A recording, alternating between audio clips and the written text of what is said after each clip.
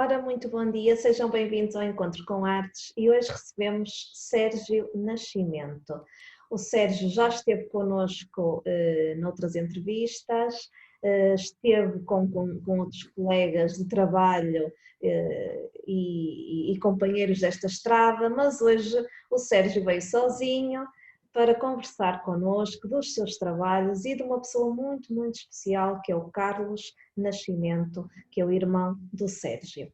E o Carlos está neste momento nos Jogos Olímpicos, do qual nós estamos aqui a torcer por este grande velocista, mas até chegarmos aos Jogos Olímpicos, vamos então aqui conversar um bocadinho com o Sérgio. Olá Sérgio, muito Olá, bom dia e bem-vindo. bom dia, olá.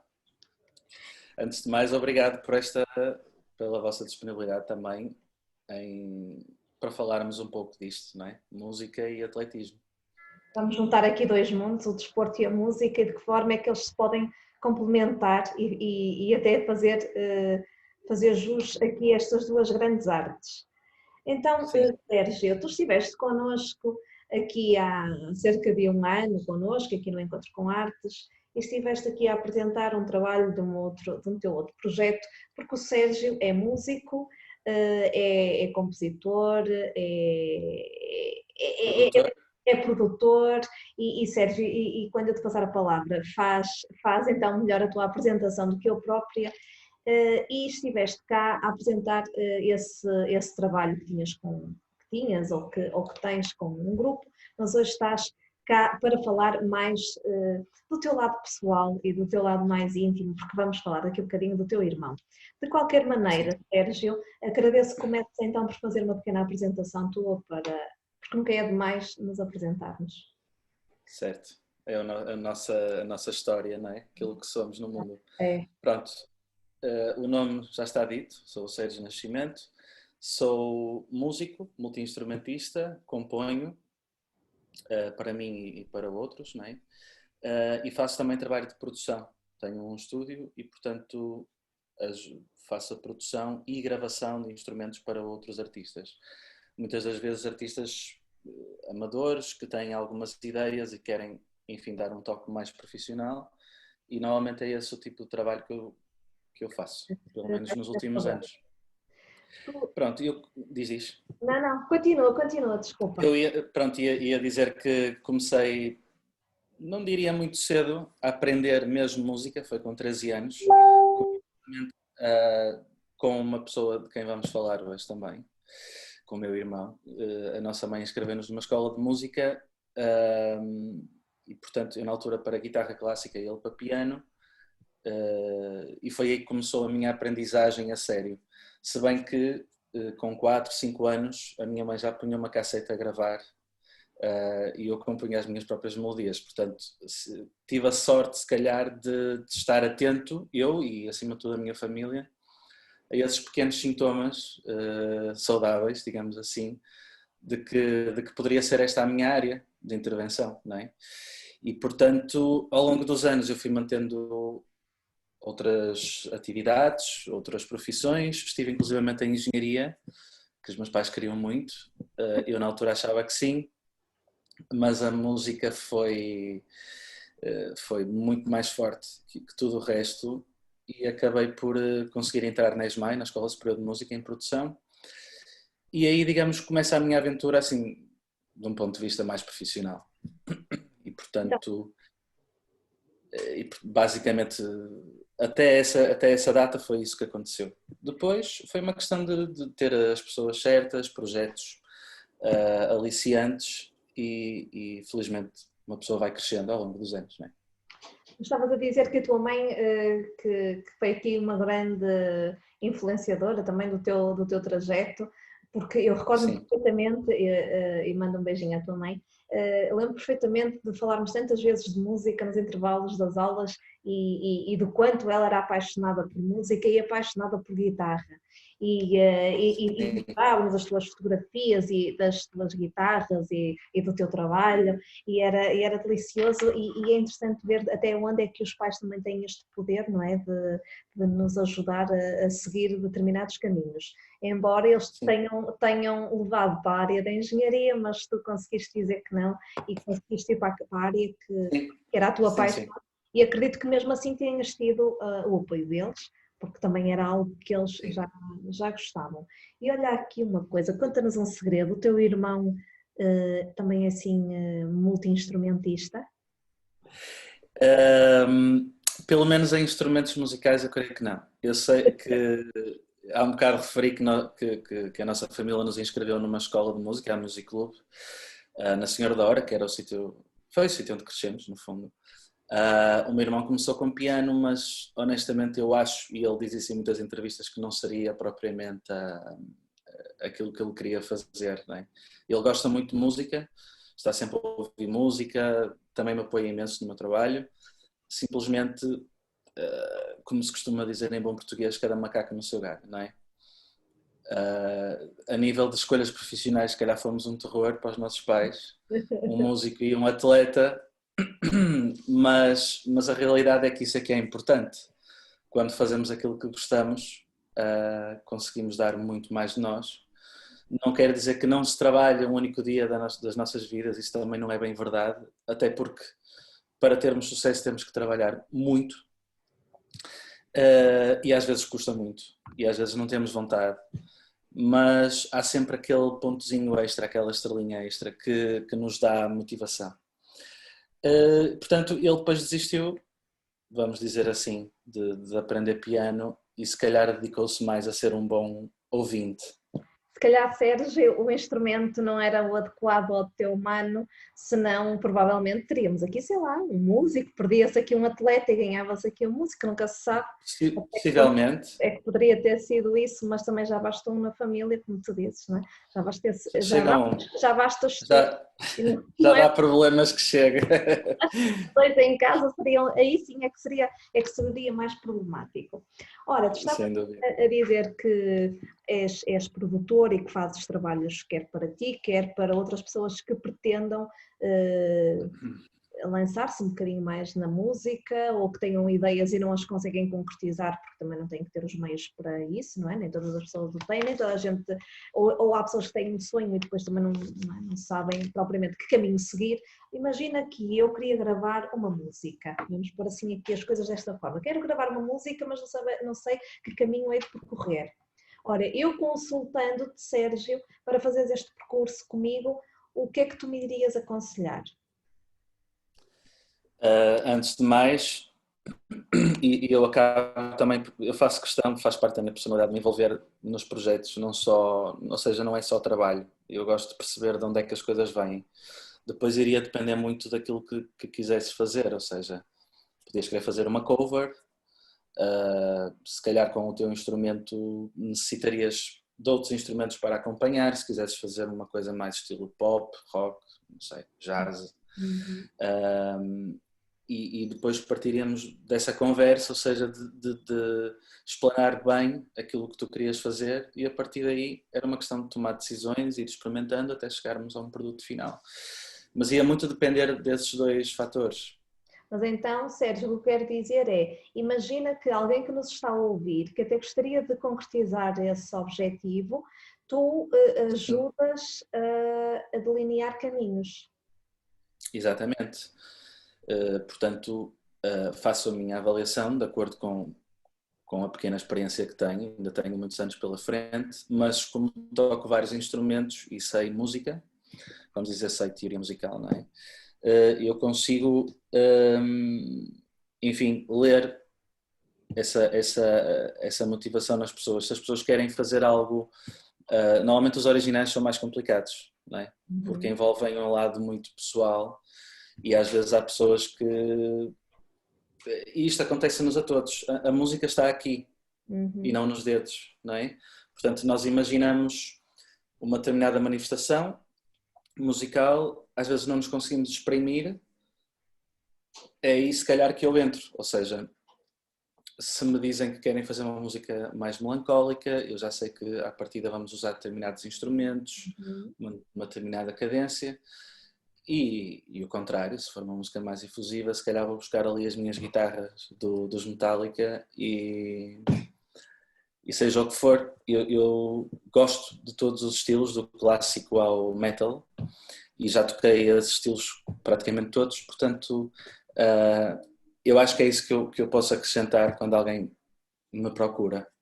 Quanto tempo, falamos deste processo, Sérgio, por exemplo, uma música, quanto tempo é que poderemos andar até ter um resultado final?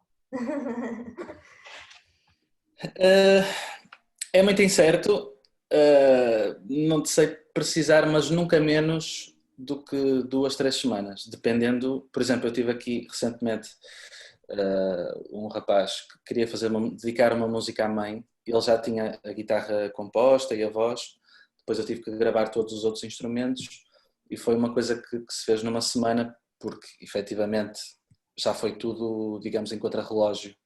Já foi uma prova de 100 metros musicais.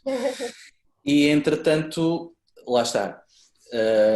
Por norma, não costuma demorar tão pouco. E é bom que não demore, porque a pressa é um bocadinho inimiga da perfeição, não é? Portanto, digamos que uma música, dependendo da complexidade e do número de instrumentos, mas pode demorar 3 semanas. Muitas vezes até, imagina se for um EP, por exemplo, ou um álbum, normalmente vai-se intercalando entre os vários temas, até para garantir que há uma sonoridade abrangente e comum em todas as músicas, não é? Isso é um pouco... Não te consigo mesmo dizer. Não há um tempo completamente definido. Mas, Sérgio, mas nunca menos do que isso. Mas nunca menos do que as 3 semanas. Quando tu recebes alguém, tu tens que ler no fundo a alma da pessoa para conseguir encontrar aí o tal equilíbrio entre o que a pessoa está a pensar e aquilo que tu estás a pensar e depois o resultado final. Isso também não será nada simples. É aliciante. Eu gosto muito dessa área também. Portanto, eu junto aqui o útil ao agradável. Eu gosto desse lado pessoal e escondido das pessoas. A música, lá está, é um veio condutor do que sentimos e do que somos. É interessante ver isso. Eu acho que tenho essa facilidade em ler as pessoas e isso tem-me ajudado imenso no meu trabalho. Não quer dizer que eu faça logo, sei lá, uma composição que as pessoas digam, ok, era isso que eu estava à procura. Mas por norma vou sempre já mais ou menos com um caminho definido, já sei mais ou menos para onde é que a coisa irá. E eu adoro essa parte do trabalho. Diria que comigo, não vou dizer 50%, se não acham que isto é só paleio, mas 30% das horas que eu estou com alguém a trabalhar, e muitas vezes é à distância, ainda por cima agora com o Covid, são a discutir pormenores, a avaliar opções que tínhamos em cima da mesa. Isso acaba por ser o mais importante. Repara, se tu queres fazer uma viagem e fazer uma música, é uma viagem muito comprida, muito longa. Se tu queres ir visitar um país qualquer da Europa e vais de carro, tu tens que mapear muito bem o teu percurso, porque as hipóteses, os caminhos são infinitos. Mas se tu delineares muito bem o que queres fazer, tu chegas lá em menos tempo. Certo. E sem percalços. Portanto, quando as coisas estão bem delineadas, nós acabamos por depois, posso falar da parte da gravação em si, que me obriga a mudar muito o chip, tanto estou a gravar uma bateria, com uma guitarra, um baixo, um teclado, e portanto eu tenho que saber mais ou menos já para onde vou e qual vai ser a sonoridade final, ou o que é que eu quero atingir, eu e o cliente, neste caso. E há pessoas já muito decididas, às vezes não é fácil, mesmo quando não concordamos com alguém. E o trabalho de produtor é esse, o trabalho de produtor é dar a nossa opinião.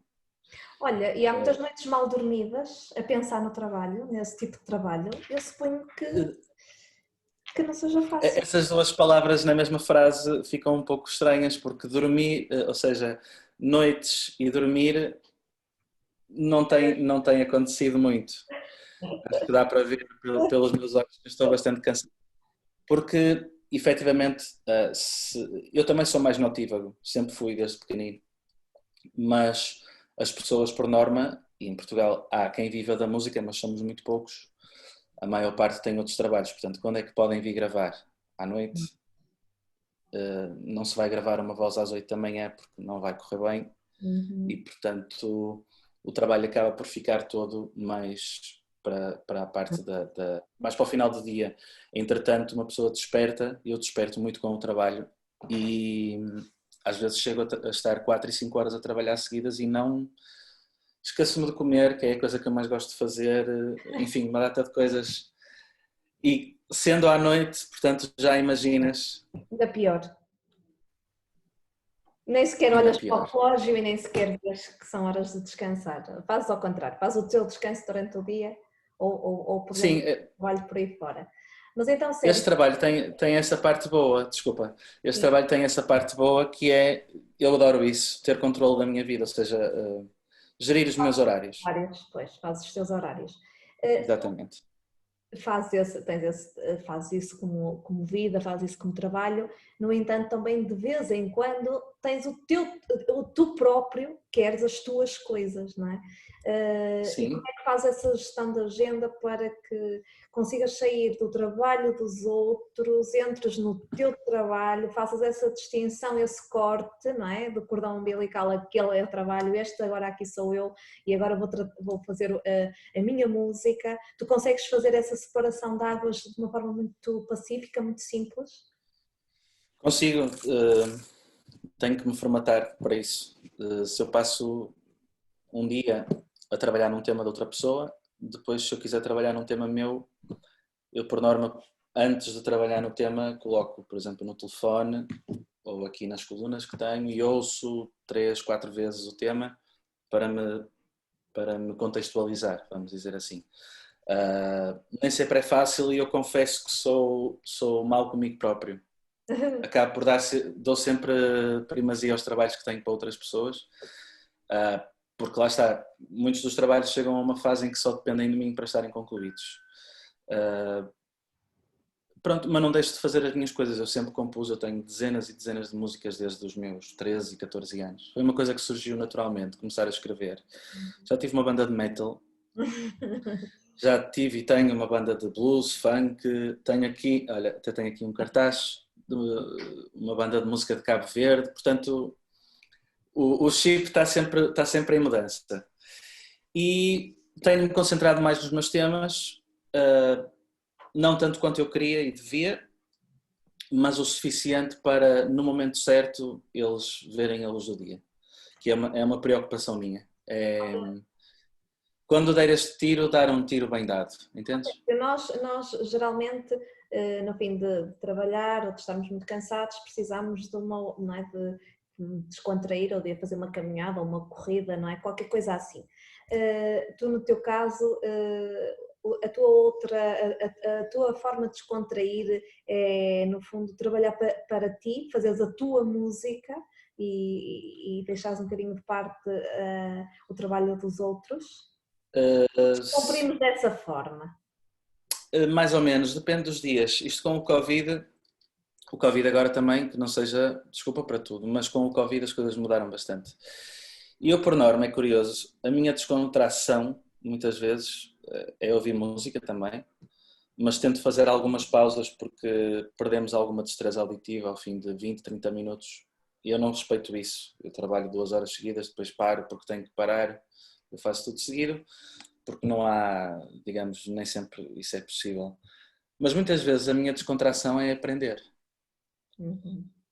Aprendo outras coisas que não relacionadas com a música, mas por norma, quando quero fazer uma pausa do trabalho que estou a fazer, vou aprender um pouco mais sobre a minha área, sobre a produção, ou guitarra, ou faço uns exercícios, etc. Ou escrevo uma música. As minhas pausas tento que sejam produtivas. Antigamente seriam fazer desporto, enfim, os hábitos mudaram um pouco agora com estas mudanças. Ias fazer desporto, e esse desporto era com o teu mano? Vamos aqui ao teu irmão, ao Carlos Nascimento, de quem tu nos irás fazer uma apresentação direitinha. O Carlos, Sim. que é o nosso atleta português, nosso bolsista português, que está neste momento nos Jogos Olímpicos e que é um sonho, não é? Para qualquer menino desta área e mesmo para nós, enquanto espectadores. O Carlos, que de certeza absoluta começou a correr, ele é tão novinho, ele só tem 27 anos, mas começou este mundo já há muitos anos. Esta partilha do desporto, Sérgio, era feito com o teu irmão, claro que o viste a crescer, porque tu és mais velho do que ele, mas... 7 aninhos. O que é considerável, não é? Já deu bem para ver o Mano nestas andanças e quando era pequenito o que é que ele ia fazendo, com 7 anos já se tem a perfeito real das coisas. E então diz-nos lá, o Carlos, como é que é o menino Carlos? O menino Carlos era um menino tímido. Curiosamente, acabou por ser vamos dizer isto de uma forma engraçada, foi uma encomenda minha. Eu estava farto de ser o filho único. Eu cresci com adultos à minha volta, muito poucas crianças. Eu tinha o meu mundo imaginário, daí também a criatividade depois que eu tentei associar ou encontrar na música. Mas eu pedia constantemente um irmão, porque efetivamente partilhar um mundo comigo próprio era excelente. Eu adoro isso, gosto muito do meu tempo sozinho, mas naquela idade das aventuras e tudo mais, nós não queremos chegar a casa e ter sempre os pais a olhar para nós. Queremos alguém da nossa idade ou com a mesma perspectiva e a mesma visão do mundo, aquela visão inocente. Pronto, os meus pais acederam ao pedido, lá veio o Carlos Nascimento, lembro perfeitamente dele estar a chegar ao quarto com a minha mãe e de pegar nele ao colo, ele tinha acabado de nascer. E por isso todo este trabalho que ele tem feito no atletismo me deixa profundamente emocionado, mas mesmo muito emocionado, mais do que eu consigo exteriorizar. Por esse motivo, por ter estado com ele desde sempre, ter acompanhado o crescimento dele, a crescer, nós tínhamos uma casa só com um quarto para os meus pais e para mim. Depois, quando ele nasceu, ainda vivemos lá uns anitos, depois mudamos para outra casa para ter um espaço só para ele. Mas na casa anterior, ele acabava por vir para o meu quarto e passávamos o dia a fazer asneiras, literalmente, asneiras. Ou seja, a aprender a ser homem aos pouquinhos, não é? Aprender com os erros. E divertíamos-nos imenso disso. Ainda hoje mantemos isso. Nós sempre que estamos juntos ou falamos muito, portam-se mal. Muito mal e é sempre a brincar, sempre a rir, é uma coisa fantástica. Eu digo fantástico. Sim, eu digo fantástico com orgulho mesmo, porque acho que temos uma boa relação enquanto irmãos. Olha, Carlos, diz, desculpa. Desculpa, só mesmo para terminar. Não, vai interrompendo, isto é uma conversa. Só mesmo para dizer esta história que é curiosa. Ele começou a andar comigo, estava no meu quarto e foi uma festa que tu nem imaginas, não é? Porque ele foi da janela até à sala e parecia que tinha feito aquilo a vida toda, mas há um segundo atrás não sabia. E mesmo as primeiras vezes que jogou futebol, enfim, eu trazia-o para o meio dos meus amigos e ele já tinha uma capacidade física acima da média. Pronto, eu também motivei esse lado desportivo dele, sem querer. Tu de repente parece que estás a falar de um filho, não é? Porque tu conheces, não é? Estiveste com ele em todos esses momentos de crescimento, que pareces pai, ao falar esses bocadinhos, pareces que ele é teu filho e no fundo acaba por ser um bocadinho, não é? Porque sem dúvida, sim. Foi criado contigo e por isso e todo o percurso passa e as asneiritas, como tu dizias, passam por ti. Mas olha, lembras-te assim de alguma peripécia do Carlos que tenha tido assim... Opa, que tenha passado, mas que não tenha passado um susto? Olha, mas a peripécia foi minha. Ou melhor, eu é que tive a culpa porque nós estávamos sempre na rua a brincar. Isso era estar em casa no verão ou mesmo quando o tempo não estava muito convidativo, para nós não fazia sentido. Era rua, jogar futebol, correr, andar de bicicleta, fazer asneiras, enfim. Eu lembro-me uma vez que foi mesmo, para mim, foi um terror, porque eu fiquei mesmo assustado. Ele estávamos os dois a brincar, a jogar à bola ou qualquer coisa, e a bola passou por cima de uma escadaria e ele disse, eu vou buscar a bola e não sei o quê. E ao subir as escadas caiu e abriu o cotovelo. Foi um golpe bem profundo e obviamente eu era responsável por ele por ser mais velho, portanto ele teria, não sei, 6, 7 anos, eu tinha mais 7, tinha 14. Portanto, quando cheguei a casa, né, eu fui 400 vezes mais culpado que aquilo que eu achava, porque os pais têm essa coisa de protege o teu irmão mais novo, aquilo que estavas a dizer de ser pai outra vez. E depois não passou de um susto, ele ainda veio para casa a rir-se, e ele sempre foi assim. Ele nunca viu as coisas como o fim do mundo, ou agora... Não, ele é muito descontraído nesse aspecto. Os meus pais estavam a fazer um filme, como se costuma dizer, do outro mundo, e ele estava perfeitamente tranquilo. Acho que passado 2 ou 3 dias já estávamos outra vez a jogar a bola. Portanto, ele tem esse lado curioso de responder sempre aos estímulos negativos com um sorriso, com descontração. Há muitas outras histórias, não os posso contar aqui, ok? Ok. Mas nós fazíamos mesmo 30 por uma linha. Okay. Convidávamos os nossos amigos para jogar futebol em nossa casa, na sala. Boa. Ou seja, aquela sala sala. que acho que tu chegaste a conhecer, exatamente. Conheço, ou seja, ali aquela sala deve ter assim algumas jarras partidas, alguma coisa partida que deve ter ido para debaixo do sofá para esconder e que a culpa não é dela. Já não estão lá. Foram os gatos, não é? Foram os gatos que fizeram as asneiras. Foram os gatos. Claro, não foram vocês que Malditos. Olha, Sérgio, o Carlos começa este percurso com que idade? O percurso do atletismo ou como tu me corrigiste há bocado, velocista? Ou como é que é este? Que eu que não percebo nada de corrida e quem não percebe nada de corrida como eu, põe-nos aqui no caminho certo para nós ficarmos a perceber. Ok. Eu também não sou nenhum expert. Mas deves perceber bem mais do que eu. Sim. Mas não, é assim, o Carlos começou mais ou menos com 12, 13 anos, daquilo que eu me lembro. Ele sempre teve essa aptidão e gosto pela corrida. Ele na escola, vou contar esta história, olha, uma história curiosa que me lembrei e se pode contar. Nós andávamos no mesmo ATL, eu já estava quase a ir para o 5º ano e ele ainda não estava sequer na primeira classe. E uma vez veio uma educadora ter comigo, olha, preciso de falar contigo por causa do teu irmão. Repara, eu no alto dos meus 8, 9 anos, né, já me sentia um adulto. E, opa, nós fazemos aqui umas corridas e ele ganha, mas quando não ganha, puxa o que vai à frente, porque ele quer mesmo ganhar. E, portanto, estás a ver que esta coisa da adrenalina, do ganhar, já é uma coisa que vem de trás. É nada. Portanto, ele começou com essas atividades, com os amigos, comigo, depois esteve na natação, ele já tinha uma grande força de pernas, isso notava-se. E depois, com o professor Zé António, que é o treinador dele desde então, e que tu conheces bem, sim, acho eu. Conheço bem, sim.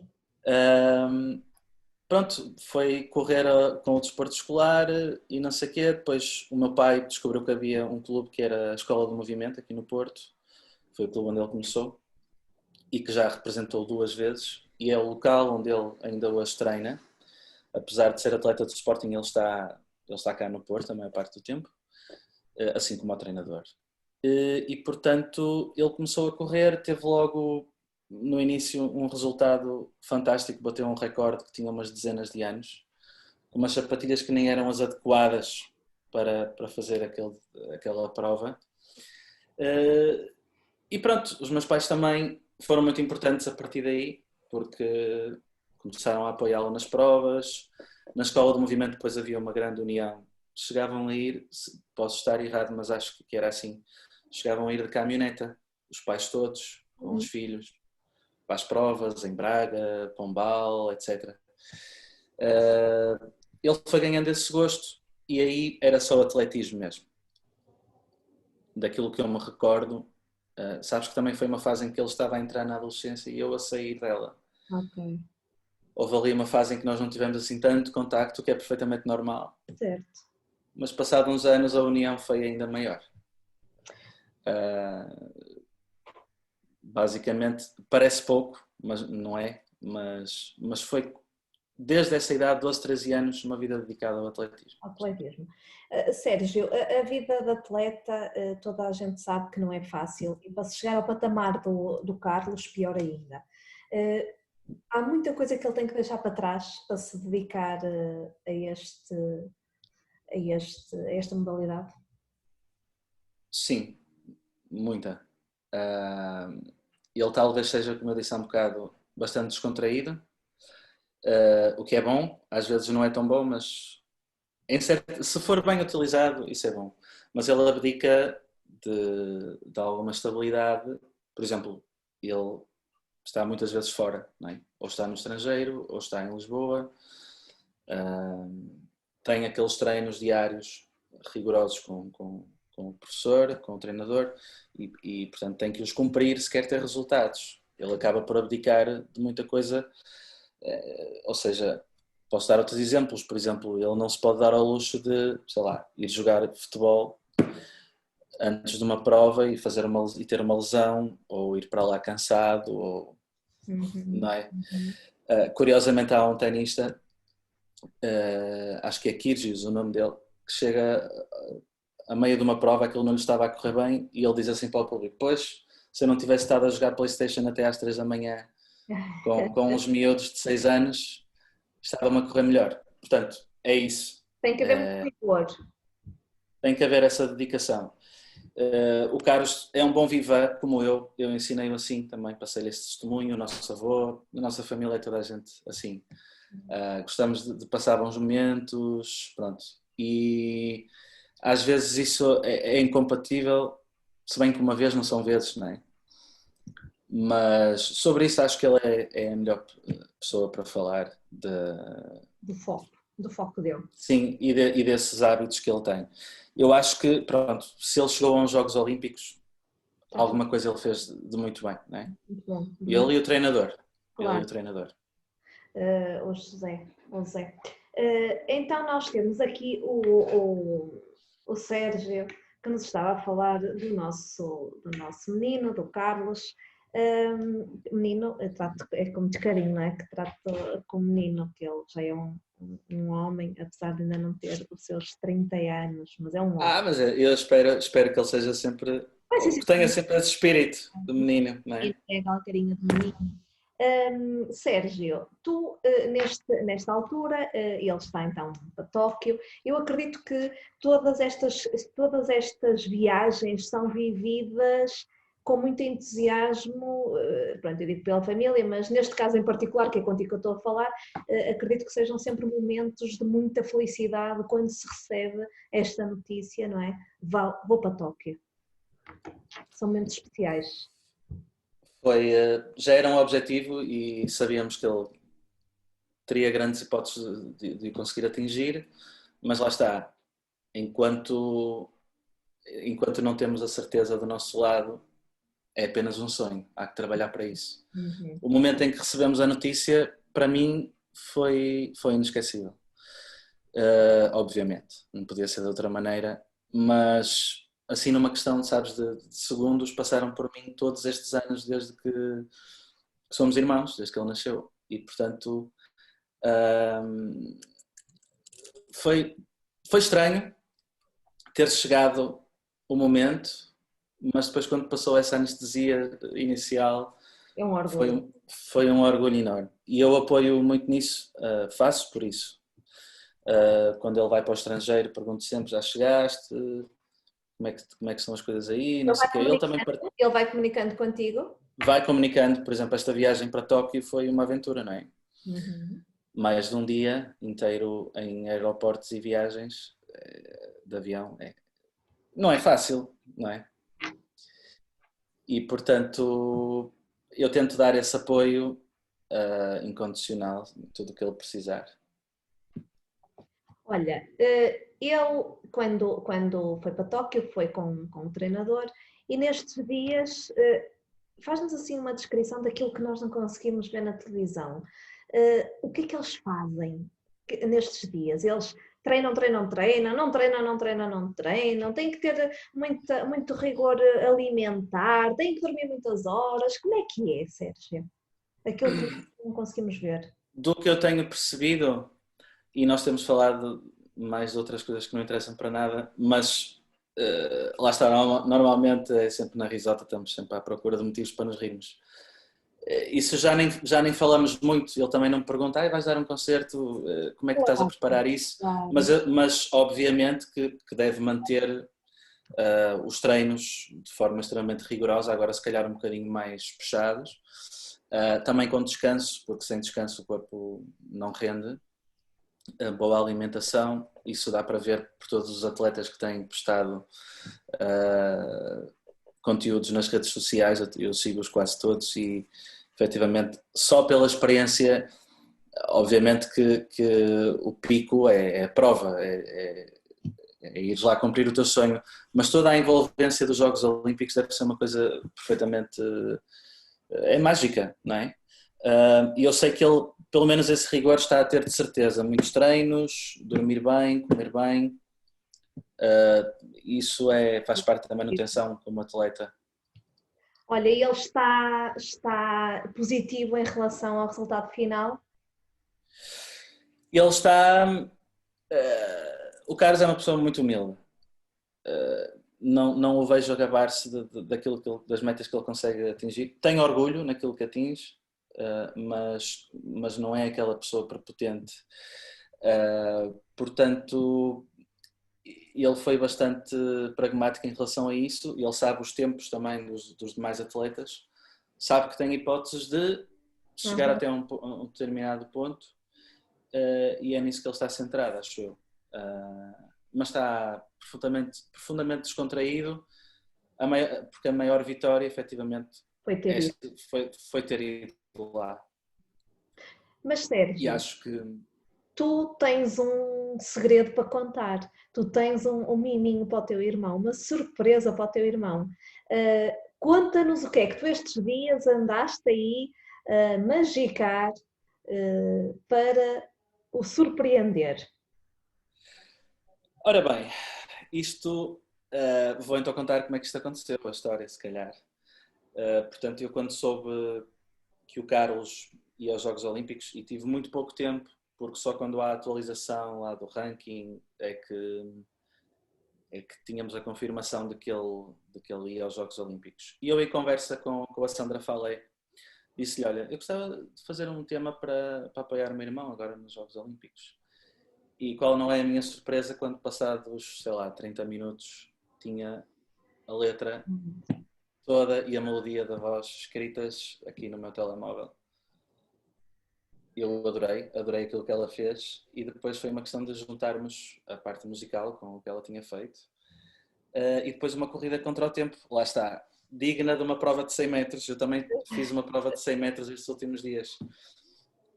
Gravámos um videoclipe, arranjei porque sabes também há questões associadas aos direitos de imagem, de transmissão e tudo mais, por ser um atleta olímpico e por estarem a decorrer os Jogos Olímpicos. Então eu consegui arranjar um jovem que tem mais ou menos a idade que ele teria quando começou, consegui apoios da Câmara da Maia, da FADEUP, etc. E consegui filmar nesses sítios e recriei a história à minha maneira. Digamos que o vídeo não é propriamente a minha área, mas tentamos passar a ideia de como foi o início da carreira do Carlos. O miúdo é inclusivamente parecido com ele em alguns aspectos. E pronto, a ideia era era dar todo o apoio. Se esta é a minha área e eu faço músicas para tanta coisa, por que não fazer também para o meu irmão, que vai ter um momento único na vida dele? A música é isso mesmo, é bastante... Como se chama a música? Chama-se Vai. Vai. Ok. Vai. E pronto, e fala muito... Vai com tudo, não é? Vai com tudo, Carlos. Vai com tudo, exatamente. E fala precisamente do que estávamos a falar até agora, desde o início da entrevista. A Falé escreve: a melhor medalha já a tens ao peito. E no fundo, respondendo ao que perguntaste há um bocado, agora já posso falar disso, com o exemplo da música. A maior vitória dele já se concretizou. Agora vamos ver, esperamos que tudo corra bem. Sérgio, nós muito poderíamos ainda falar sobre o teu irmão. De qualquer forma, também o nosso tempo está quase a esgotar-se. Está-se a esgotar. Mas, de qualquer maneira, fica aqui em primeira mão que nós iremos passar esta música e iremos fazer a publicitação deste vídeo, e aí sim no vídeo, através da música, iremos conhecer melhor o Carlos Nascimento, como é que foi todo este seu processo, conforme o Sérgio estava a dizer, e espero que seja uma homenagem de facto a este grande atleta e que possamos estar daqui a uns dias a comemorar, ou daqui a uns dias, que será mais logo já, possamos comemorar aqui uma boa prova e uma boa prestação do Carlos e que de facto as Sim, sim. linhas estejam todas alinhadas com ele e que vão todas com ele e que o ajudem a chegar ao melhor lugar possível, se não for o primeiro, que seja o primeiro, um dos primeiros melhores, e que ele de facto esteja assim tranquilo, conforme ele nos aparenta, não é? Nós vemos sempre quando vemos as imagens dele na televisão, é sempre Muito focado. é muito focado, muito calmo, muito pacífico, tudo muito tranquilo, e por isso que esta paz esteja com ele durante a prova e que o consiga levar ao melhor resultado possível e acima de tudo que Portugal também esteja representado e nestes Jogos Olímpicos, que este mundo não é só futebol. Olha, e obrigado, sim, não é de todo, e obrigado pelas palavras. Esse apoio é sempre muito importante. E as pessoas também têm que ver a prova, que será Claro que sim. entre as 11 e meio-dia, 11h30, por aí. Fica Portanto, aqui toda a gente a para ver o Carlos. vermos o Carlos, para apoiarmos o Carlos, este jovem que está então a representar Portugal nestes Jogos e que a gente ainda possa ouvir falar muito dele e que ele continue este percurso maravilhoso, que continue com o teu apoio, que continues de mão dada com o teu menino e que possa Sempre. coisas giríssimas e quem sabe um dia, Sérgio, consigas convencer a gravar uma música contigo, sei lá. E que ele goste da tua surpresa e parabéns pela tua iniciativa e parabéns Obrigado. por este miminho que vais oferecer-lhe a ele e a todos nós, porque também é uma forma de ficarmos a conhecer o Carlos e também ficar a conhecer o teu trabalho. Numa das próximas entrevistas, Sérgio, que eu te convido é para me apresentares os teus trabalhinhos todos, que eu sei que estão aí todos quase na manga para sair. Sim. Só que o Sérgio tem optado por fazer o lançamento de temas e aqui já com esta vai ser aqui a nossa primeira maravilha do Sérgio, com imagem. Sim, a solo este é o primeiro. O videoclipe será um dos primeiros, é apenas um dos primeiros e de certeza absoluta que vamos ouvir falar de ti nestes próximos tempos, porque tu irás continuar dentro desta dinâmica a lançar mais temas, sempre com este apelo à imagem e lançar os teus originais, que depois temos aqui o teu CD e espero que de facto isso venha a acontecer nos próximos tempos e manda-nos as músicas para nós passarmos na rádio. Envio. Muito obrigado. Obrigado pelo apoio. Conta sempre connosco dentro desta perspectiva para também estarmos aqui para isto mesmo, não é? Para promover o que em Portugal se faz de tão bom e aqui no Porto, não é verdade? Porque o Sérgio é aqui nosso vizinho. É aqui costas com a nossa rádio. Sou muito portuense, mais do que aquilo que consigo imaginar, sou ainda mais. Sou ainda muito portuense mesmo. Olha, Sérgio, é sempre um gosto falar contigo. Igualmente.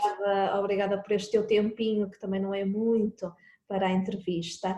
E nós de seguida vamos então ouvir a tua música e o teu videoclipe que irá ser disponibilizado ainda durante o dia de hoje, para vermos e ouvirmos Sérgio e a vida de Carlos. É isso mesmo. Muito obrigado por tudo. Um beijinho grande, um beijinho ao Carlos. Beijinho também. E que possamos, dentro de poucas horas, estar a festejar. Um beijinho. Estaremos seguramente. Obrigado. Obrigado, adeus. Beijinho.